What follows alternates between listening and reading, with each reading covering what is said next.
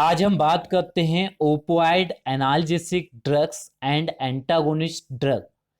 तो सबसे पहले हम बात करते हैं opioid analgesic drugs. Opioid analgesic drugs की बात करें तो इनका यूज पेन मैनेजमेंट जैसे कि न्यूरोपैथिक पेन में होता है। इनका यूज पेन की हम बात करें तो पेन कैसे फील होता है, आखिर कैसे मालूम पड़ता है पेन हो रहा है किसी भी बॉडी के पार्ट में या फिर नहीं। तो हमारा नर्वस सिस्टम इसके लिए रिस्पॉन्सिबल होता है। नर्वस सिस्टम मैसेज कन्वे करता है टू ब्रेन, तब मालूम पड़ता है पेन हो रहा है कि नहीं। तो मैसेज कन्वे ब्रेन को करता है, तो इसमें कौन कौन इम्पोर्टेंट रोल प्ले करता है।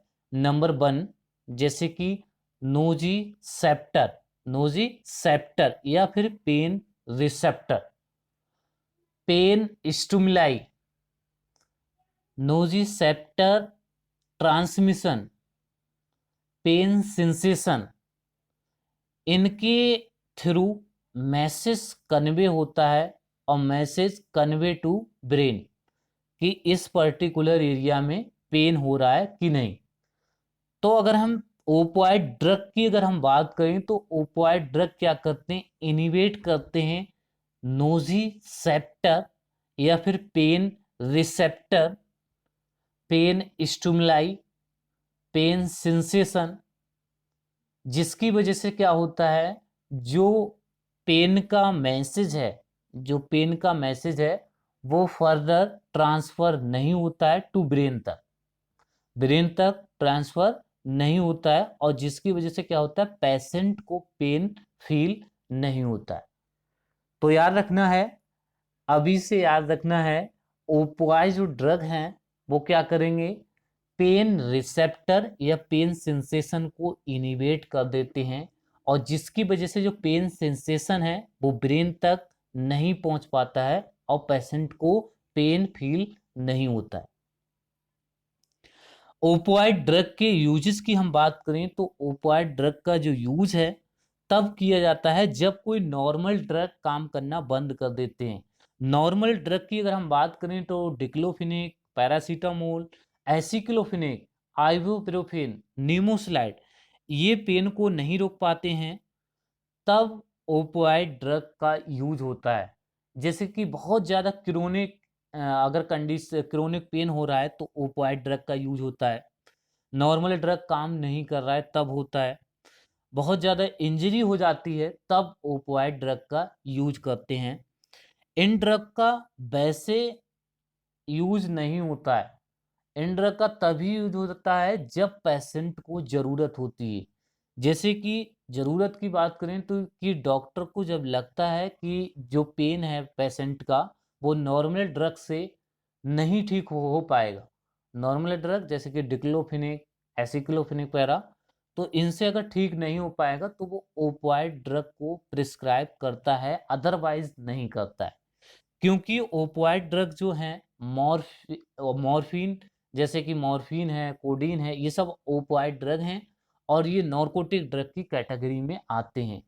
तो इनको तभी डॉक्टर लिखता है जब पेशेंट को नीड होती है, इनकी ज़रूरत होती है, और डॉक्टर को लगता है कि ये पेन है, ये नॉर्मल ड्रग से ठीक नहीं होगा, तो उस केसेस में डॉक्टर ओपियाइड ड्रग को प्रिस्क्राइब करता है, अदरवाइज नहीं करता है। तो इंट्रोडक्शन की अगर हम बात करें तो इंट्रोडक्शन तो आप समझ ही गए होंगे, जो ओपियाइड ड्रग हैं उनका यूज पेन मैनेजमेंट में किया जाता है, और लास्ट चॉइस होती है जब पेन जो होता है, पेशेंट के कोई भी पेन हो रहा है तो वो नॉर्मल ड्रग से ट्रीट नहीं होता है, नॉर्मल ड्रग से ठीक नहीं होता है, तब ओपियाइड ड्रग का यूज करते हैं। क्लासिफिकेशन की हम बात करें तो ओपियाइड एगोनिस्ट की, तो इसमें नंबर वन नेचुरल, जिसमें कि morphine codeine, number two semi synthetic, जिसमें कि फोल कोडीन, और नंबर सी जिसमें सिंथेटिक ओपियाइड जिसमें कि ट्रामाडोल। फार्माकोलॉजिकल एक्शन की बात करें तो नंबर वन सीएनएस, तो ये जो ड्रग हैं वो सीएनएस को डिप्रेस करते हैं और स्टिमुलेट करते हैं म्यू कप्पा डेल्टा रिसेप्टर, और जिसकी वजह से क्या होता है, ये एनाल्जेसिक इफेक्ट को शो करते हैं, ये सेडेशन कॉज करते हैं एंड कफ सेंटर को डिप्रेस करते हैं, टेम्परेचर को डिक्रीज करते हैं और बीपी को कम करते हैं। न्यूरोएंडोक्राइन की बात करें तो ये हार्मोन्स के लेवल को, जैसे कि एफएस, एलएच, एसीटीएच के लेवल को कम करते हैं। सीवीएस की बात करें तो ये ब्लड प्रेशर को कम करते हैं एंड पोस्टल हाइपोटेंशन कॉज करते हैं। जीआईटी की बात करें तो डिक्रीज करते हैं gastro intestinal movement. Smooth muscles की हम बात करें तो रिड्यूस करते हैं smooth muscles contraction by inhibition of excitatory neurotransmitter. Bronchi की बात करें तो हिस्टामिन रिलीज, मॉर्फिन क्या करता है, मॉर्फिन रिलीज करता है हिस्टामिन्स, जिसकी वजह से ब्रोंको कंस्ट्रक्शन हो जाता है एंड नोजिया एंड वोमिटिंग को ये स्टिमुलेट करते हैं। ओपोइड रिसेप्टर की बात करें तो 3 रिसेप्टर होते हैं, म्यू, कप्पा, डेल्टा। ये रिसेप्टर रिस्पॉन्सिबल होते हैं फॉर एनाल्जेसिक इफेक्ट। जैसे कि ओपोइड ड्रग की बात करें, मॉर्फिन, कोडीन या फिर ट्रामाडोल, तो ये जो ड्रग हैं वो बाइंड होते हैं receptor, bind two receptor mu, kappa, delta and so therapeutic effect, analgesic effect. Mechanism of action की बात करें तो जैसे कि मॉर्फिन, कोडीन, ट्रामाडोल, ये बाइंड होते हैं mu, kappa, delta receptor. Bind किससे होंगे, म्यू, कप्पा, डेल्टा रिसेप्टर, और इनिवेट करते हैं नोजिसेप्टर या फिर pain receptor and pain sensation को इनिवेट करते हैं, पेन स्टिमुलाई को इनिवेट करते हैं और इफेक्ट शो करते हैं एनाल्जेसिक। तो याद रखना है, ये जो मॉर्फिन या फिर कोडीन है ये बाइंड होते हैं mu, kappa, delta receptor and innervate करते हैं pain sensation, pain perception and innervate करते हैं पेन स्टिमुलाई। तो याद रखना है, ये सबसे पहले म्यू, कप्पा, डेल्टा रिसेप्टर से बाइंड होते हैं और स्टिमुलेट, और ये पेन को स्टिमुलेट करने की कोशिश करते हैं और ये इनिवेट करते हैं पेन सेंसेशन एंड नोजिसेप्टिव ट्रांसमिशन को इनिवेट करते हैं, जिससे कि क्या होता है, पेन से रिलीफ मिल जाता है पेशेंट को and bind to mu opioid receptor within the central nervous system and peripheral nervous system. तो याद रखना है, ओपोइड जो ड्रग हैं वो बाइंड होंगे म्यू, कप्पा, डेल्टा रिसेप्टर और स्टिमुलेट करेंगे म्यू, कप्पा, डेल्टा रिसेप्टर और ये रिस्पॉन्सिबल है for analgesic effect. And last, stimulation of kappa and mu receptor is responsible for analgesic effect. तो ये आपको मैकेनिज्म ऑफ एक्शन में याद रखना है। जैसे कि आप देख सकते हैं इसमें जो ओपोइड ड्रग है वो ओपोइड रिसेप्टर से जाके बाइंड होता है। ओपोइड रिसेप्टर 3 होते हैं, म्यू, कप्पा, डेल्टा। तो ओपोइड ड्रग जो हैं वो बाइंड होंगे ओपोइड रिसेप्टर से और शो करेंगे एनाल्जेसिक इफेक्ट। फार्माकोकाइनेटिक की अगर हम बात करें तो इसका जो एब्जॉर्प्शन है वो स्लो होता है थ्रू जीआईटी ट्रैक और इसका जो कंप्लीटली एब्जॉर्प्शन जो होता है वो सब क्यूटेनियस रूट से इसका कंप्लीटली एब्जॉर्प्शन होता है and bind to plasma protein and metabolise by conjugation and glucuronic acid. Adverse effect की हम बात करें तो constipation, muscles rigidity, tremor, convulsion, miosis, palpitation, tachycardia, dry mouth, hypothermia, postural hypotension, mood change. Interaction की बात करें तो इसमें जैसे कि फिनोथायाजिन के साथ इन ड्रगों को नहीं दिया जाता है। ना ही जो ड्रग हैं जैसे कि सीएनएस डिप्रेसेंट जो ड्रग हैं उनके साथ नहीं देते हैं। ट्राइसाइक्लिक एंटी डिप्रेसेंट ड्रग हैं, इनके साथ नहीं दिया जाता है इन ड्रगों को। एंड मसल्स रिलैक्सेंट जैसे कि डायजापाम, फिनो डायजापाम, फिनोबार्बिटोन, ये जो ड्रग हैं इनके साथ नहीं देते हैं। एंटी हाइपरटेंसिव ड्रग के साथ इन ड्रगों को नहीं देते हैं। इनका जो इंटरेक्शन एंटी हाइपरटेंसिव की ड्रग की बात करें तो मॉर्फिन और ये कोडीन या फिर ओपाइड जो ड्रग हैं वो ऑलरेडी कॉज करते हैं हाइपोटेंशन। तो इनका जो इंटरेक्शन है एंटी हाइपरटेंसिव ड्रग के साथ है। तो ये एंटी हाइपरटेंसिव ड्रग के साथ इन ड्रगों को नहीं दिया जाता है। इनका रीजन यही है कि जो ओपाइड ड्रग हैं वो हाइपोटेंशन कॉज करते हैं, तो एंटी हाइपरटेंसिव ड्रग देने की कोई भी जरूरत नहीं है। कॉन्ट्रा इंडिकेशन की अगर हम बात करें तो रेस्पिरेटरी डिप्रेशन जैसे कि कोई भी अस्थमा का पेशेंट है उसे ये ड्रग नहीं दिए जाते हैं। कोई भी जैसे कि उसे कार्डियक से रिलेटेड उसका हाइपोटेंशन हो जाता है तो उस पेशेंट को ये ड्रग नहीं दिए जाते हैं क्योंकि ये कॉन्ट्रा इंडिकेशन है। Contraindicated to respiratory and hypotension, जिसका हाइपोटेंशन हो जाता है उस पेशेंट को ये ड्रग नहीं दिए जाते हैं। ब्रोंकियल अस्थमा है उस पेशेंट को ये ड्रग नहीं दिए जाते। तो इतना याद रखना है कॉन्ट्रा इंडिकेशन इसका, respiratory depression, bronchial asthma and hypotension. Antagonist की बात करें तो एंटागोनिस्ट की अगर हम बात करें तो ये मॉर्फिन पॉइजनिंग में यूज होता है। जैसे कि मॉर्फिन की अगर ओवरडोज दे दी जाती है या ओपोइड ड्रग की ओवरडोज दे दी जाती है तो एंटागोनिस्ट ड्रग यूज होते हैं और ये एंटागोनाइज करते हैं एक्शन ऑफ ओपोइड रिसेप्टर। तो ये एंटागोनिस्ट होते हैं। जैसे कि मैंने बताया जो ओपोइड ड्रग हैं वो किससे जाके बाइंड होते हैं, ओपोइड रिसेप्टर से। और अगर एंटागोनिस्ट ड्रग की अगर हम बात करें तो एंटागोनिस्ट क्या करेगा, ओपोइड ड्रग को ओपोइड रिसेप्टर से जाके बाइंड नहीं होने देगा, ये खुद जाके उसकी साइट पे बाइंड हो जाएगा और ओपोइड ड्रग को बाइंड नहीं होने देगा। तो इसका यूज ओपोइड पॉइजनिंग में होता है।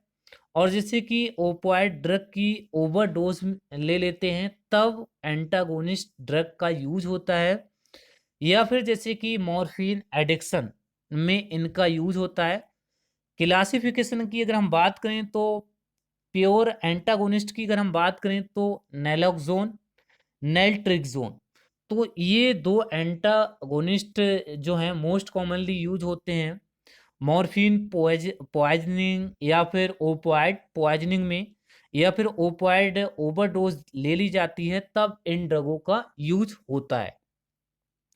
तो जैसे कि एंटागोनिस्ट आप देख सकते हो ये क्या करता है, जो जैसे कि ओपोइड रिसेप्टर है उससे जाके बाइंड हो जाएगा और ओपोइड ड्रग को बाइंड नहीं होने देगा। जिससे क्या होगा, जो ओपोइड ड्रग है उनका एक्शन नहीं हो पाएगा, फर्दर रिएक्शन नहीं हो पाएगा और ये किसी भी रिएक्शन को या फिर प्रोसेस को इनिवेट कर देता है, कोई भी इफेक्ट शो नहीं करने देगा। तो ये जो एंटागोनिस्ट जो यूज होता है नैलोक्सिन, नैल्ट्रिक्सोन, ये क्या करेगा मॉर्फिन पॉइजनिंग में यूज होता है। तो जैसे कि जो ओपोइड ड्रग हैं तो जैसे कि मॉर्फिन है, कोडीन है, तो ओपोइड ड्रग को ये बाइंड नहीं होने देगा ओपोइड रिसेप्टर और ये जाके खुद जाके बाइंड हो जाएगा और जो फर्दर जो रिएक्शन है उसे इनिवेट कर देगा, कोई भी रिस्पॉन्स नहीं आएगा। नैल्ट्रिक्सोन या नैलोक्सोन की अगर हम बात करें तो ये क्या है, ओपोइड एंटागोनिस्ट है और ये एगोनिस्ट की एक्शन को इनिवेट करता है। तो याद रखना है जो एंटागोनिस्ट होता है वो एगोनिस्ट के एक्शन को इनिवेट कर देता है। तो याद रखना है, यहाँ पर जो नैलोक्सोन है या फिर नेल्ट्रिक्सोन है, वो ओपियोइड रिसेप्टर से जाके बाइंड हो जाएगा और एगोनिस्ट को रिसेप्टर से बाइंड नहीं होने देगा, और ये इनिवेट कर देगा एक्शन ऑफ एगोनिस्ट, जिसकी वजह से क्या होगा, जो एगोनिस्ट का जो फार्माकोलॉजिकल रिस्पॉन्स है, जो एक्शन है, वो नहीं आएगा, ये उसे इनिवेट कर देगा। तो याद रखना है, जो नैलोक्सोन ड्रग है वो इनिवेट करेगा एगोनिस्ट की एक्शन को। ठीक है, तो याद रखना है, ओपियोइड एंटागोनिस्ट जो हैं वो इनिवेट करते हैं एगोनिस्ट की एक्शन को। तो naloxone is an opioid antagonist that antagonise opioid effect, opioid effect को एंटागोनाइज करेगा by competing for the same receptor site, ये सेम रिसेप्टर साइट से जाके बाइंड हो जाता है और एगोनिस्ट की एक्शन को एगोनिस्ट के एक्शन को इनिवेट कर देता है। तो सीधा सीधा आपको ये याद रखना है कि नैलोक्सोन या नेल्ट्रिक्सोन एक एंटागोनिस्ट है जो कि ओपियोइड रिसेप्टर से जाके बाइंड हो जाता है, ये एगोनिस्ट की साइड पे जाके बाइंड होगा, जहां पर एगोनिस्ट बाइंड होता है वहां पर नैलोक्सोन जाके बाइंड हो जाएगा और एगोनिस्ट को बाइंड नहीं होने देगा उस रिसेप्टर से, और जिससे कि क्या होगा, जो एगोनिस्ट है उसका फार्माकोलॉजिकल रिस्पॉन्स कुछ भी नहीं आएगा, और उसके फार्माकोलॉजिकल रिस्पॉन्स को ये एंटागोनाइज कर देगा, और जिससे कि क्या होगा, जो ओपियोइड पॉइजनिंग हो गई है या फिर ओपियोइड ओवरडोज चली गई है, तो उससे पेशेंट को रिलीफ मिल जाएगा। जैसे कि आप इस डायग्राम में देख सकते हो, जो नैलोक्सोन है वो स्ट्रॉन्ग एंटागोनिस्ट है, वो ओपियोइड रिसेप्टर से जाके बाइंड हो जाता है और ओपियोइड ड्रग को बाइंड नहीं होने देता है। याद रखना है, एंटागोनिस्ट क्या करता है, एगोनिस्ट के इफेक्ट को इनिवेट कर देता है, एगोनिस्ट के इफेक्ट को इनिवेट कर देगा bye binding two agonist site. ठीक है, ये एगोनिस्ट की साइड पे जाके बाइंड हो जाएगा, और जिससे कि क्या होगा, एगोनिस्ट बाइंड नहीं हो पाएगा, और जब एगोनिस्ट बाइंड नहीं हो पाएगा तो अपना कोई वो फार्माकोलॉजिकल रिस्पॉन्स नहीं शो कर पाएगा। तो जिसकी वजह से क्या होता है, तो जो ओपियोइड ओवर ड्रग लिए जाते हैं या फिर पॉइजनिंग हो जाती है, तो इसमें इन ड्रगों का यूज किया जाता है, एंटागोनिस्ट यूज करते हैं। तो नैलोक्सिन एंड नेल्ट्रिक्सोन ये मोस्ट इम्पोर्टेंटली यूज होते हैं ओपियोइड पॉइजनिंग और morphine addiction and opioid overdose कह सकते हैं। तो एक बार फिर से याद रखना है, नैलोक्सोन क्या है, एंटागोनिस्ट, स्ट्रॉन्ग एंटागोनिस्ट है, और इसका जो इफेक्ट है वो क्या होगा, रिवर्स इफेक्ट होगा। जैसे कि मॉर्फिन का क्या है, मॉर्फिन कोडीन का क्या है, एनाल्जेसिक इफेक्ट, और इसका रिवर्स इफेक्ट होगा उसके इफेक्ट को खत्म कर देना, मतलब कि जो पेन हो रहा है उसे होने देना, उसे उससे रिलीफ नहीं देना। ठीक है, तो याद रखना है, नैलोक्सोन क्या है, स्ट्रॉन्ग एंटागोनिस्ट, जो क्या करता है, एगोनिस्ट की साइड पे जाके बाइंड हो जाता है। कहाँ बाइंड होगा, रिसेप्टर पे, रिसेप्टर से बाइंड होगा, एगोनिस्ट की साइड पे बाइंड होगा, और एगोनिस्ट की एक्शन को ब्लॉक करेगा, इनिवेट करेगा। तो यही इसका मैकेनिज्म ऑफ एक्शन है, और एंटागोनाइज करेगा एक्शन ऑफ एगोनिस्ट। फार्माकोकाइनेटिक की बात करें तो इस ये administered IV due to fast metabolism and metabolise by liver, and contraindication की बात करें तो कार्डियक डिजीज, एडवर्स इफेक्ट की बात करें तो alter blood pressure, cardiac arrest, pulmonary oedema, tachycardia, seizure, vomiting, nausea, vomiting. Uses की बात करें तो इसका मॉर्फिन में जो ओवर ड्रग लिए जाते हैं, treatment of morphine and related compound poisoning, treatment of morphine addiction, treatment of opioid induced respiratory depression and to reduce adverse effect of opioids and इनका यूज पोस्ट ऑपरेटिव जो treatment होते हैं उनमें भी होता है। तो आज के लिए इतना ही काफ़ी। Thank you.